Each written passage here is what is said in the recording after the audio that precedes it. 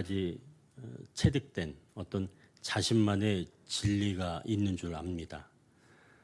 어느 엄마가 딸한테 이렇게 말하는 거예요. 얘, 너는 남자를 믿지 마라. 남자는 다 도둑이야. 게으르고 지저분하고 자기밖에 몰라. 그래도 혹시나 결혼하려면 너 아빠 같은 사람은 만나지 마라. 알았지? 아마 엄마는 아내로 살아오면서 남편에게 늘 손해보는 것 같고 속았다는 마음이 있었나 봅니다.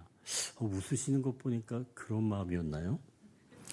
그래서 딸에게 남자를 믿지 마라 라고 말했는데요. 아마 딸은 엄마에게 들은 말 그리고 또 다른 자기 경험으로 이 자신만의 진리를 새기며 살아가게 될 줄 압니다. 물론 이런 것을 진리라고 표현하기는 좀 적절하지가 않겠죠. 그만큼 자기 생각이 옳다고 여기며 바뀌지 않는 것을 보면 진리처럼 여길 수 있다는 말입니다. 그래서 이러한 것을 진리라고 하지 않고 자기 신념이라고 볼 수 있는데요. 자기 방식대로 믿는 겁니다. 이러한 자기 신념은 마음에 딱 새겨져서 잘 변하지 않게 됩니다. 그 새겨진 것을 믿으며 그 방식대로 살아가는데요. 신앙의 세계에 들어서면 자기 신념이 아니라 이때부터 삶에서 경험한 진짜 진리가 우리 마음 깊은 곳, 영혼에 새겨지게 됩니다.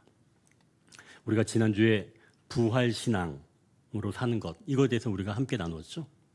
부활신앙의 삶은 고난 또는 죽음 그 안에 부활이 있다고 믿으며 사는 것입니다.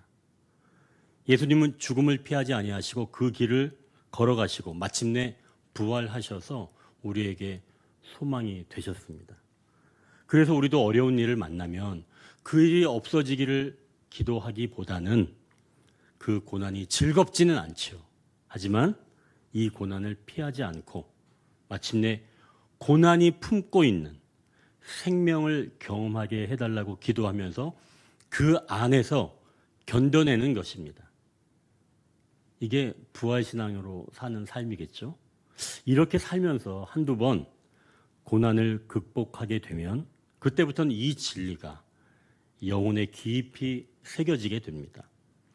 그러면 영혼에 새겨진 그 문장, 그 진리가 나를 그 방식대로 살아가게 하게 되지요. 이렇게 영혼에 새겨진 그 문장, 그 진리를 뭐라고 하냐면 바로 믹담이라고 합니다. 오늘 시편 16편을 뭐라고 했냐면요. 다윗의 믹담이라고 부릅니다. 이 말은 다윗의 영혼에 새겨진 하나님의 진리라고 하는 뜻이겠죠.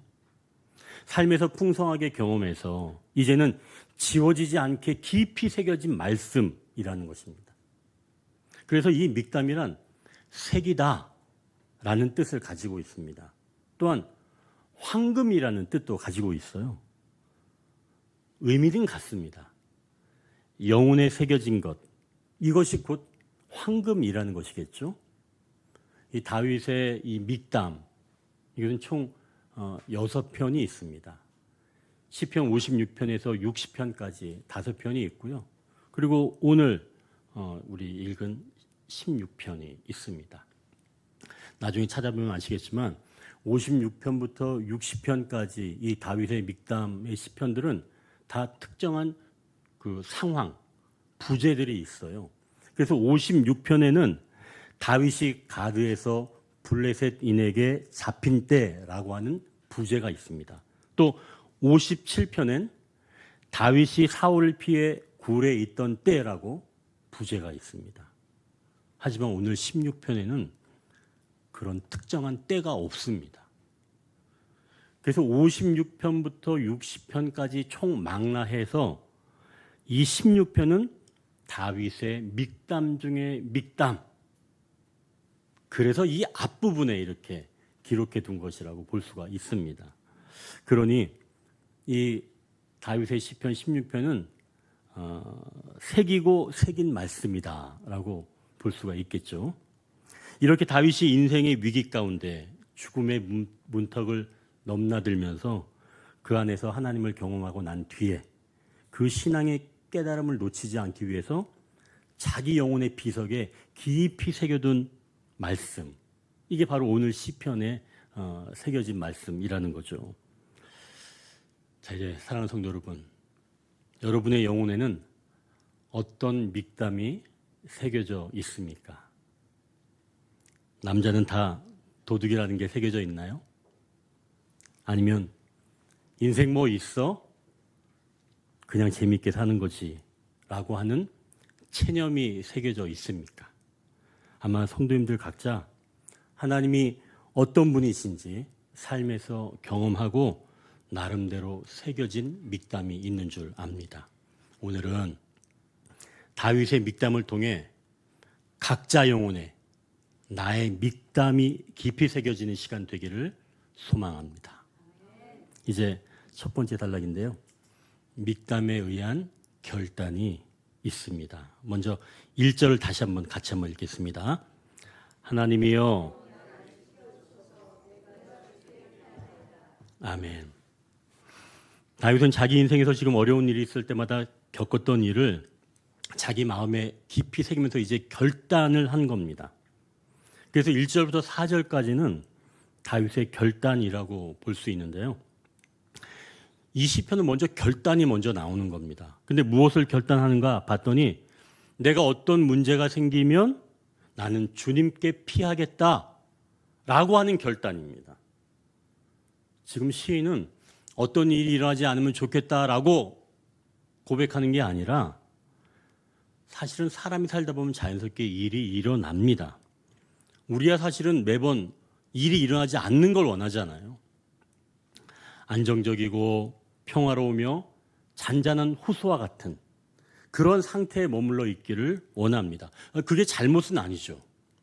인간은 항상 안전한 것을 원하는 존재입니다. 그러나 상황은 그렇지가 않습니다. 나의 죄로 인함이든 타인의 죄로 인함이든 또는 자연의 재앙이든 내 삶의 위기의 순간이 찾아옵니다.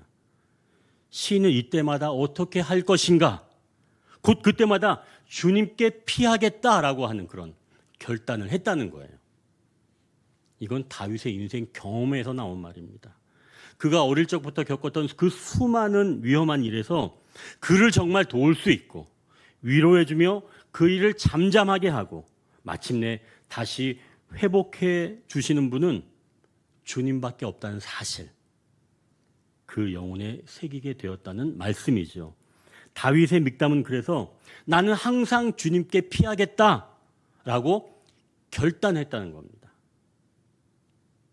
저는 어릴 때 저희 어머니가 저의 울타리가 되어 주셨습니다. 그래서 어머니에게 달려가면 뭐든지 다 해결이 되는 거예요. 배고프면 밥을 주시고 울면 달래주시고. 근데 우리 어머니가 지금 90세가 훌쩍 넘으셨어요. 이제는 제가 밥을 차려드려야 됩니다. 제가 울타리가 되어드려야 할 때가 되었다는 거죠. 이제는 저희 어머니가 울타리가 되지는 못합니다. 사람은 사람에게 진정한 울타리가 또 영원한 울타리가 될 수는 없다는 겁니다. 물론 마음은 있죠. 정말 울타리가 되어주고 싶은 마음은 있습니다. 하지만 내가 가진 것으로는 우리가 그 사람의 기분도 일정하게 만들어줄 수가 없는 겁니다. 아니, 사실은 더 정직하게 얘기한다면 울타리가 아니라 어떻게 보면 갈등만 더 일으킬 때도 있습니다. 그래서 다윗은 사람이 아니라 주님께 피하기로 결단했다는 겁니다.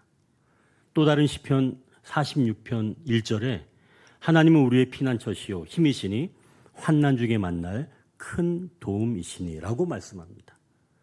우리 주님은 우리를 보호하시고 울타리로 안전하게 지키시는 줄 믿습니다. 자, 그러니 어떤 상황이 오더라도 주님께 피하시는 저와 여러분 되시길 축원합니다. 자, 근데 이제 문제가 한 가지 여기서 발생을 합니다. 아니, 그럼 문제가 있을 때만 주님을 찾으면 평상시에는 어떨까요? 찰리 채플린의 그 영화 도시의 불빛이라고 하는 그 영화가 있습니다. 제가 이제 이 본문을 읽으면서 그 영화가 떠올랐어요. 거기에 나오는 그 부자가 있는데요. 이 부자는 굉장히 화려한 삶을 삽니다. 그래서 화려한 삶을 살고 술이 취하는데 술에 취하면 그때부터는 인생이 허망해져서 죽으려고 합니다. 그래서 이제 죽으려고 할 때 그때 이 채플린이 그 부자를 구해줍니다. 그래서 이 부자는 채플린을 자기 생명의 은인으로 여기는 거예요. 그렇게 해서 막 이렇게 가까이 둡니다. 그런데 문제는 뭐냐? 이 부자가 술이 깨고 나면 그 사실을 까맣게 잊어버린 채 이 채플린을 내쫓아 버리는 거예요. 채플린은 당황하기는 하지만 그래도 항상 부자 곁에 있는 겁니다. 부자가 어려울 때만 친구처럼 찾아와도 그걸 만족해하면서 채플린은 있다는 거죠. 자, 그럼 1절에 나오는 고백만 한다면 우리도 도시의 불빛에 나오는 부자와 다를 바가 없다는 겁니다. 우리가 힘들면 주님께 피했다가 회복되면 다시 일상으로 돌아가서 주님을 까맣게 잊고 살아가는 겁니다. 그래서 시인은 이제 2절을 연이어 고백합니다. 우리가 2절을 같이 한번 읽어볼까요? 내가 여호와께 아뢰되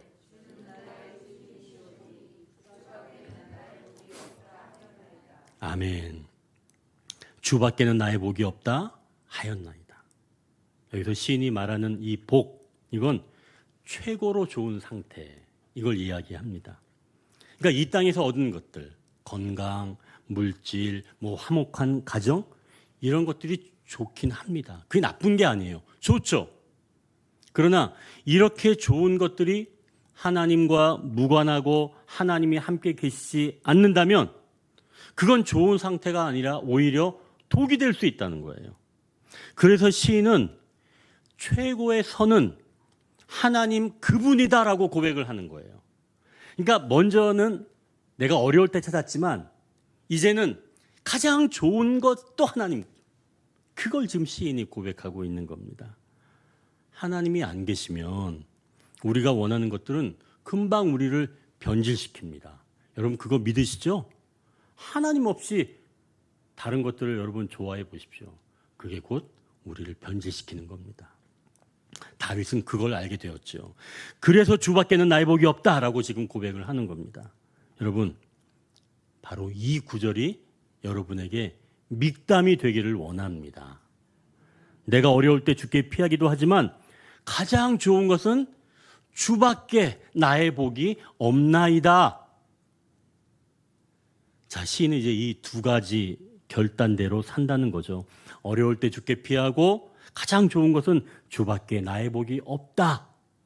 이 결단으로 살아가는데요. 성도가 하나님을 이렇게 생각하고 살면 되겠지요. 그런데 우리가 여기서 기억할 게 하나 있습니다. 우리는 분명히 이 땅에서 사는 존재들입니다. 즉 다른 사람과 함께 살아가는 존재라는 거예요. 그냥 다른 사람이 아닙니다. 3절을 한번 보십시오. 같이 한번 읽어볼까요? 땅에 있는 성도들은 존귀한 자들이니 나의 모든 즐거움이 그들에게 있도다. 어려울 때 하나님께 피하며 가장 좋을 때 하나님을 최고로 여기게 된다면 그때 다른 성도들이 제대로 보이기 시작하는 겁니다. 그냥 보이는 게 아니라 지금 성도들을 어떻게 얘기하고 있어요? 존귀한 자들이다 라고 지금 이야기하고 있습니다. 왜 그럴까요? 다른 성도들도 하나님께 존귀하게 여김을 받는 존재라고 하는 사실을 이때는 알게 된다는 거예요. 하나님이 나뿐만이 아니라 그들도 나처럼 사랑하신다 라고 하는 것을 내 영혼이 알게 되는 겁니다. 그래서 지금 시인은 이렇게 고백하는 거예요.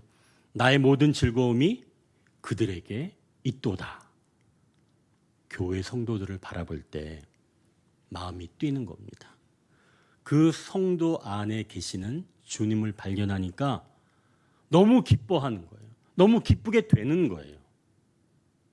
여러분 믿으시죠? 마리아가 예수님을 잉태한 다음에 엘리사벳을 찾아갔습니다. 그러자 그 엘리사벳 복중에 있던 세례 요한, 그 세례 요한이 기쁘게 뛰놀았다고 말씀합니다. 그러니까 복중에 있는 세례 요한이 마리아 복중에 있는 이제 막 생명이 잉태된 그 씨앗 같은 그 예수님을 알아보고 뛰어논 겁니다. 참 희한하죠? 복중의 아기가 예수님을 알아본 겁니다. 우리 마음 안에, 이 공동체 안에 예수 그리스도께서 함께 하실 때 우리의 만남이 즐거움으로 넘치게 되는 줄 믿으시길 바랍니다. 그 안에 생명이 보이기 때문에 우리가 막 기뻐한다는 거예요. 하나님께 피하고 하나님 복으로 여기게 된다면 그 다음부터는 공동체의 만남이 즐거워진다는 겁니다. 그러니까 하나님과 나와 관계가 되고 나면 나와 성도의 관계는 온전하게 회복된다는 거죠. 이런 관계가 될 때 비로소 4절 다른 신과의 관계가 딱 정리가 되는데요. 4절 한번 같이 한번 읽겠습니다. 다른 신에게 예물을 드리는 자는 괴로움이 더할 것이라.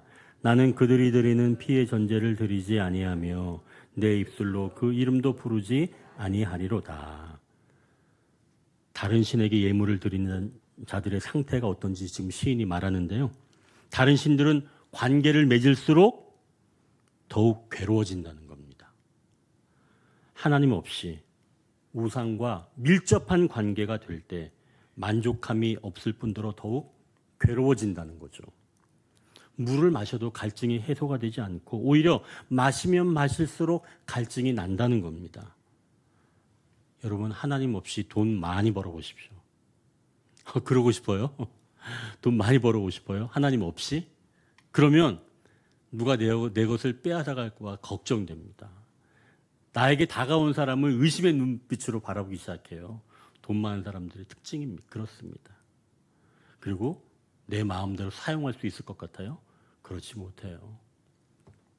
이 땅에 있는 모든 것들이 그렇다는 겁니다.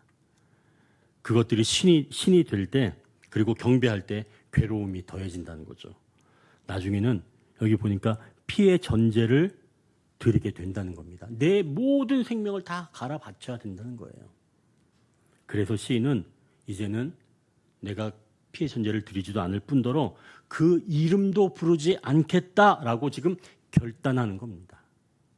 여러분 하나님 없이 하나님처럼 섬기는 것들이 곧 나의 신이 돼버리는 겁니다. 이런 것들이 나를 자유롭지 못하게 하고 더 괴롭게 한다는 거죠. 그러니 결단하고 그 이름도 부르지 않는 여러분들이 되시길 소망합니다. 자, 이렇게 첫 번째 단락은 믹담에 의해서 결단하는 자의 모습을 살폈습니다. 이제 결단하며 살아갈 때 자족하는 모습을 볼 수 있는데요. 이제 두 번째 단락입니다. 믹담에 의한 자족이 있습니다. 우리가 5절을 같이 읽겠습니다. 여호와는 나의 산업과 나의 자녀의 소득이시니 나의 분깃을 지키시나이다. 여기서 보면 지금 나의 산업 그랬죠. 그리고 그 다음에 보면 하반절에 보면 나의 분깃이라고 말씀합니다. 이것은 산업과 분깃이 대꾸법이에요. 대꾸법은 사실은 같은 의미를 강조한 내용입니다. 산업은 배당된 몫을 의미하고요. 이 분깃이라고 하는 것은 제비를 의미합니다. 이 땅을 분배할 때 제비 뽑아 결정했던 관습에서 유래가 됐는데요. 그러니까 산업은 배당된 몫이라면 분깃은 제비 뽑아 얻은 땅으로 나에게 지정해 주신 그런 몫이기에 산업과 분깃은 같은 의미로 볼 수가 있습니다. 그러니까 결국 분깃은 내가 선택했기보다는 주님께서 뽑아주신 거예요. 분깃은 뭐라고요? 주님께서 뽑아주신 것. 자, 그럼 여러분, 주님께서 여러분에게 뽑아주신 것이라면 어떤 게 있을까요? 여러분이 선택한 게 아니라 하나님께서 뽑아주신 것. 내 삶에서 가장 가까이 있는 사람들. 그런 사람들은 하나님께서 제비, 그러니까 뽑아주신 것들이에요.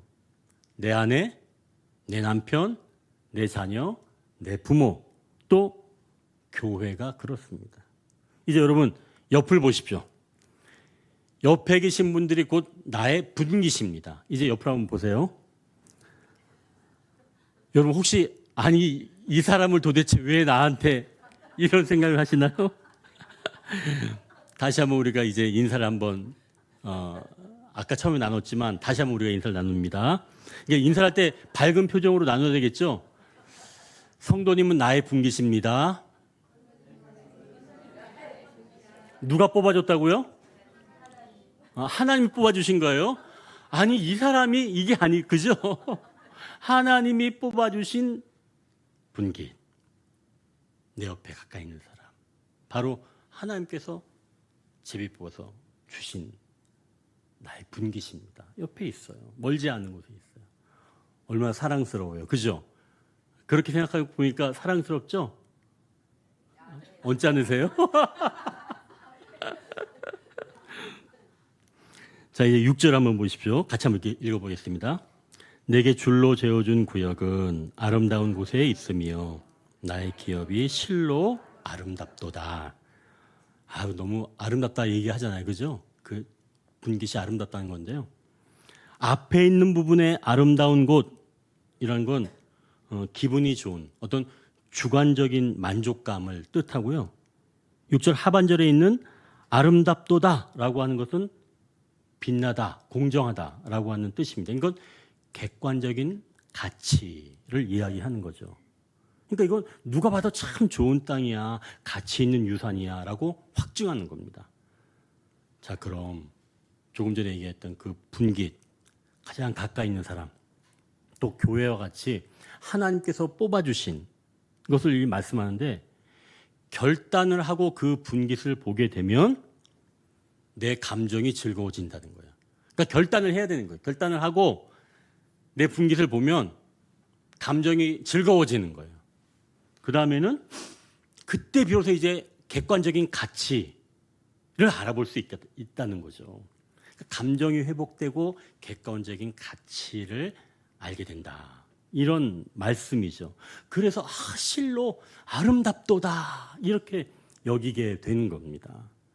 내 아내, 내 남편, 내 자녀, 내 부모, 그리고 교회가 비로소 이때 아름답게 보이기 시작한다는 거죠.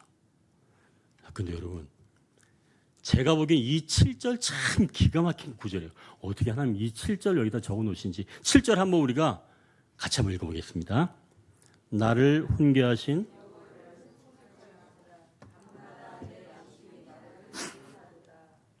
아멘. 여러분, 조금 전에 어땠어요? 내 분깃을 내가 정말 하나님께서 뽑아주신 것이다 결단하고 바라볼 때는 내 감정도 기뻐해지고 또 그 가치, 객관적인 가치를 알게 되는데, 근데 7절에는 지금 좀 다른 말씀을 하고 있어요. 나를 훈계하신 여호와를 송축할지라 밤마다 내 양심이 나를 교훈하도다. 조금 뜬금없는 말씀같이 보일 수 있습니다. 하나님이 훈계하신다는 거고요. 내 양심이 나를 교훈한다는 거예요. 왜 갑자기 이 구절 여기 딱 와 있을까요? 내가 분깃을 볼 때 조금 전까지만 해도 정말 내 감정이 고양되기도 했습니다. 기뻐했죠. 즐거워했죠.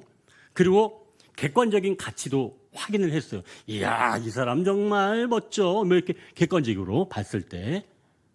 그런데 어느 틈엔가 내 양심이 나를 교훈하게 되는 상황이 온다는 얘기예요.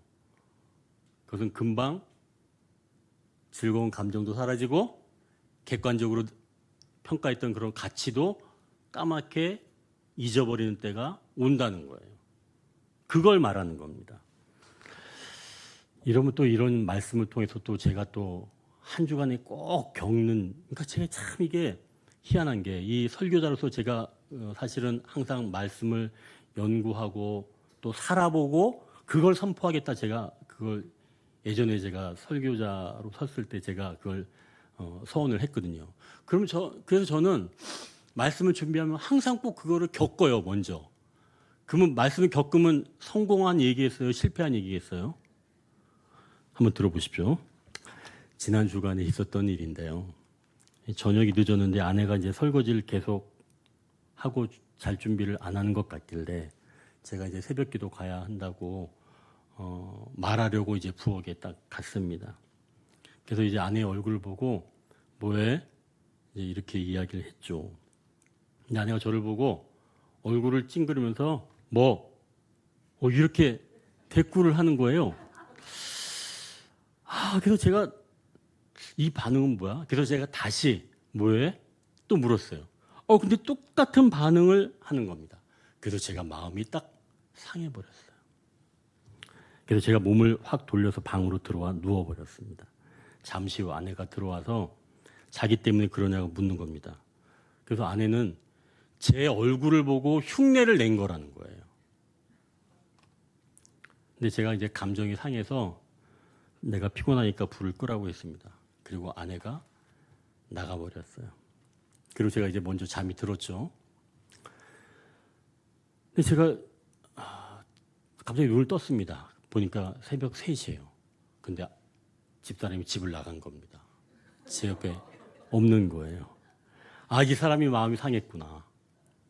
그래서 찾기 시작을 했습니다. 찾아봤더니 저쪽 그 거실 저쪽에 한쪽에서 웅크리고 자고 있는 거예요. 그때 제 마음이 어땠을까요? 조금 전에 읽었던 7절을 한번 여러분 다시 한번 보십시오. 나를 훈계하신 여호와를 송축할지로다. 밤마다 내 양심이 나를 교훈하도다. 밤마다 양심이 나를 교훈하는 것.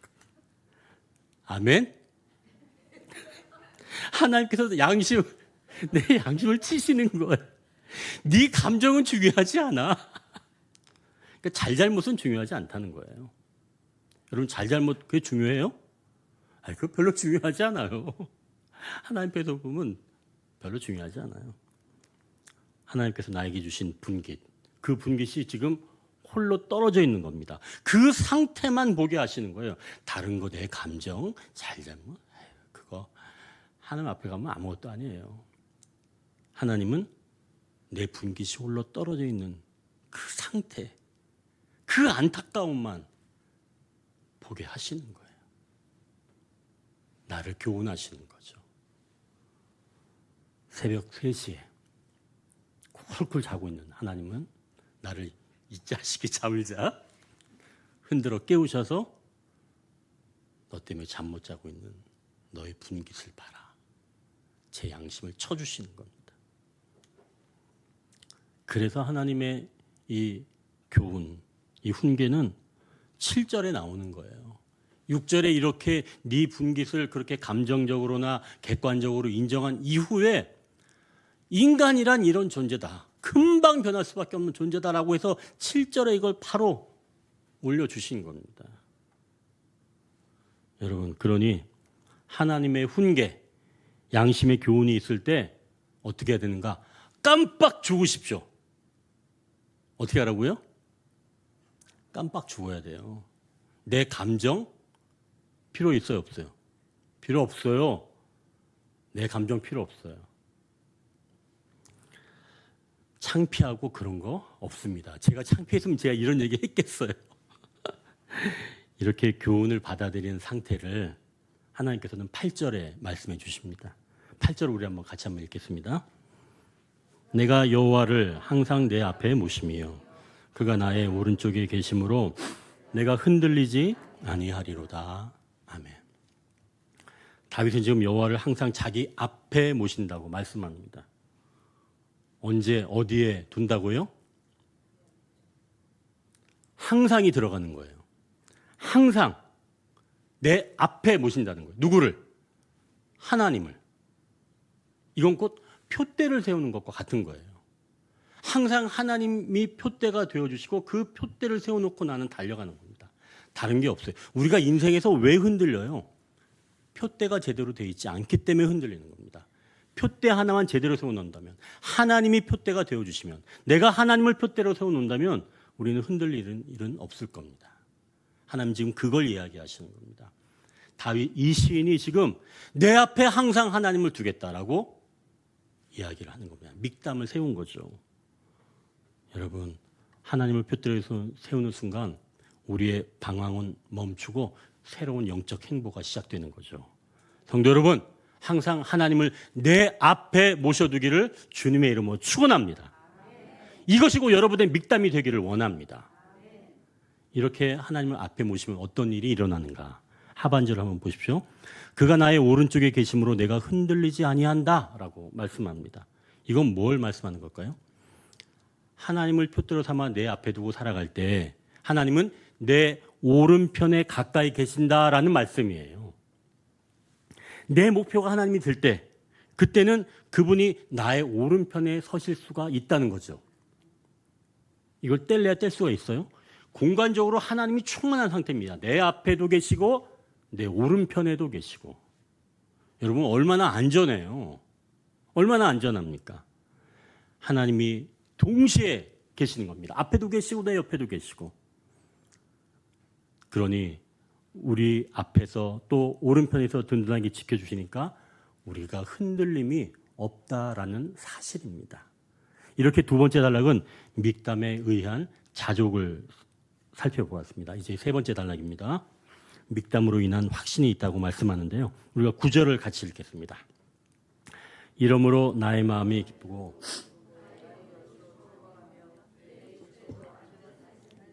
아멘. 지금 시인이 확신하는 게 있다는 거죠. 여기서 시인의 믹담은 내가 하나님을 앞에 모시고 내 오른편에 계실 때 내 마음과 영혼과 육체가 살아난다 라고 하는 거죠. 전 존재가 살아나는 거죠. 제가 이 본문을 딱 보면서 떠오르는 것은 우리가 새벽 기도에 나눴던 그 본문인데요. 그 본문에 나오는 삭개오가 떠올랐습니다.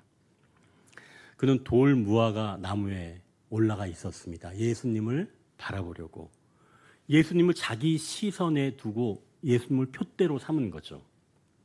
그러자 주님이 어떻게 하셨냐면 즉시로 가까이 다가오신 겁니다.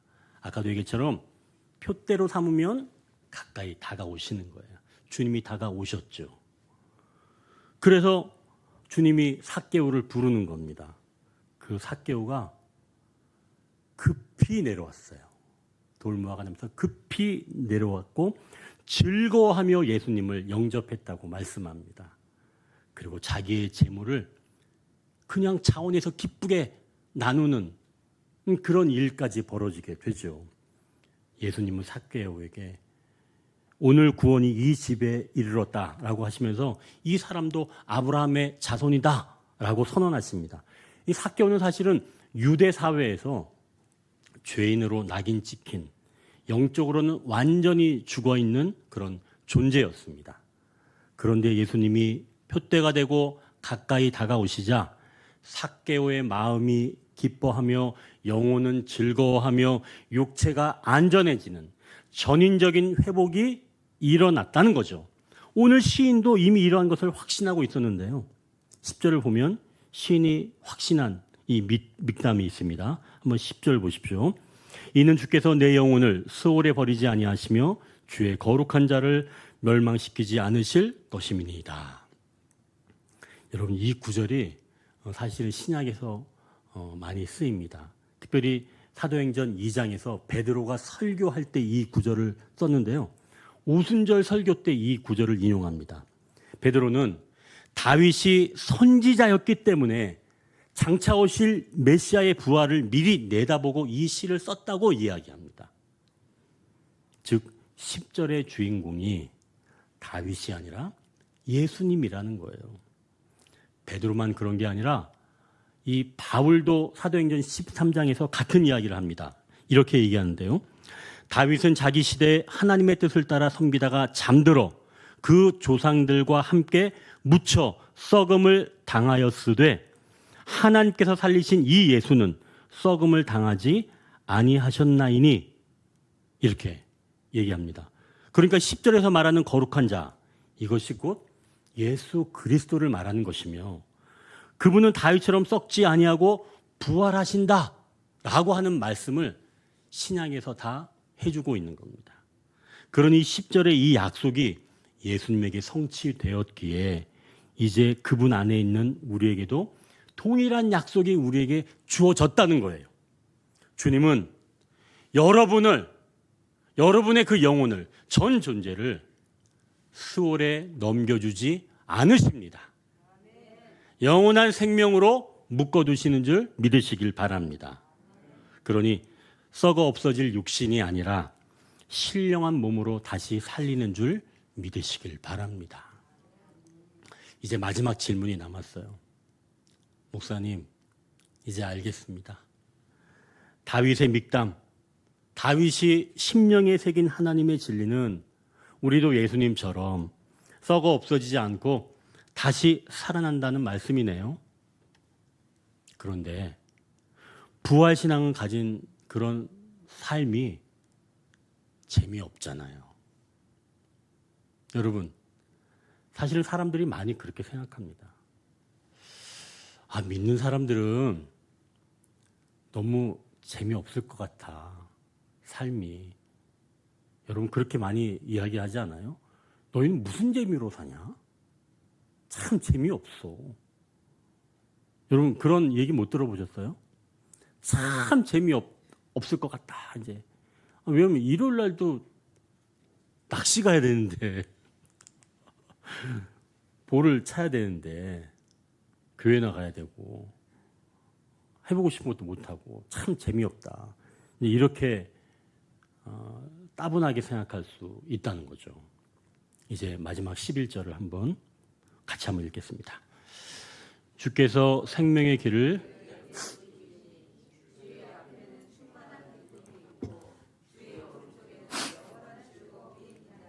아멘. 지금 시인의 확신이 있는 거예요. 주의 앞에는 뭐가 있다는 거예요? 충만한 기쁨. 또 주의 오른쪽에는 뭐가 있다는 겁니까? 영원한 즐거움.